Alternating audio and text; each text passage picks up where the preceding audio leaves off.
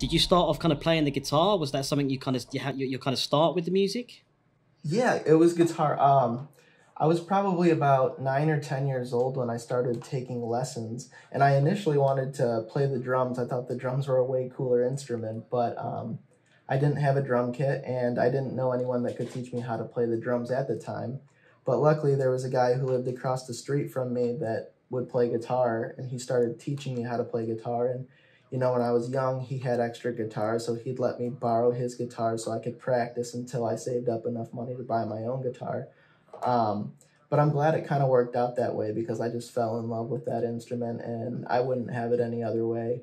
That was a really it was a fundamental instrument for me. I feel if I learned how to play the drums first, I just wouldn't be where I am now in certain ways. Whether that's developing melodies, there's just something about learning musical notes at a young age, I think, that just really left a big impression on me career wise. Absolutely. I think it depends where you come from, and obviously moving into. I suppose my next question really should be: when did the film stuff kind of get onto your radar?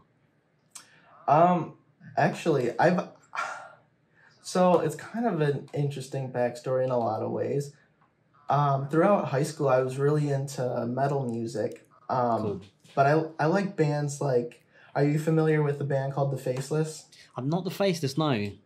No, they were kind of they were metal, but a lot of the stuff that they did kind of was like thematic, I would say. It reminded me of like sci-fi and aliens and stuff like that. And I really like gravitated towards those certain moods and emotions rather than the metal music itself. It Sure. was just kind of like this atmosphere they built.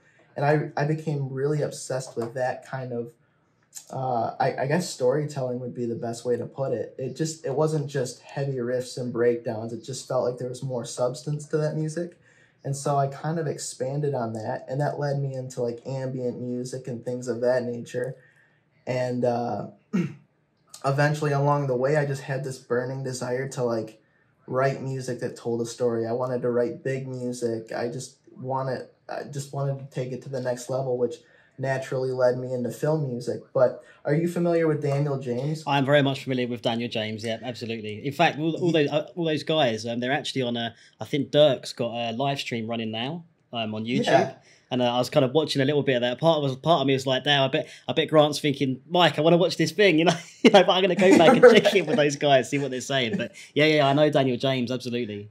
Yeah. Well, I stumbled upon one of his videos on YouTube. I don't remember what I was looking for. I think it was just one of those days where you're just kind of binging on YouTube, clicking on all the side videos and, wasting time. But I stumbled upon Daniel James, and I think he was doing a walkthrough on the Hans Zimmer percussion library by Okay, yeah. Spitfire Audio. And, the way he sets up his videos is he'll talk about the library, but he's like, I've written a small track, let's play through that and basically dissect it.